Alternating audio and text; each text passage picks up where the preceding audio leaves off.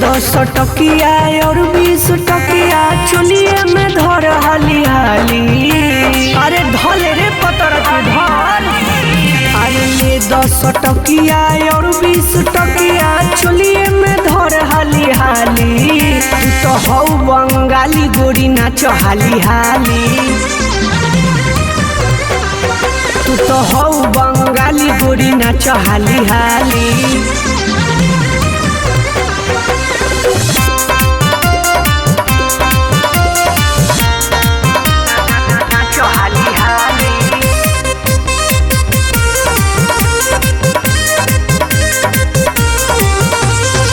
आइल बारू तू नाचे आज गोरी जइबू नहीं बाची के। इहा के लइका सहो खेला पारा धके दवा दी तोरा ठीके। आइल बारू तू नाचे आज गोरी जइबू नहीं बाची के। इहा के लइका सहो खेला पारा धके दवा दी तोरा ठीके। तू पहिरले बारू कपड़ा जाली। तू तो हौ बंगाली गोरी नाच हाली हाली। तू तो हौ बंगाली गोरी नाच हाली हाली।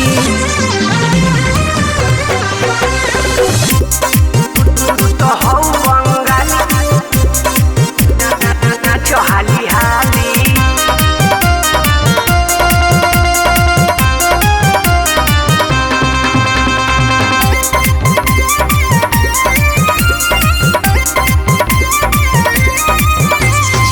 चंदन झा तो से कहेले गोरकी लेके जो रुपया के गड्डी हो। यूपी बिहार झारखंड में गोरिया खेले लगबू कबड्डी हो। चंदन झा तो से कहेले गोरकी लेके जो रुपया के गड्डी हो। यूपी बिहार झारखंड में गोरिया खेले लगबू कबड्डी हो। मुलतानी का अभी दुनाली। तू तो हौ बंगाली गोरी नाच हाली हाली। हो तू तो हौ बंगाली गोरी नाच हाली हाली।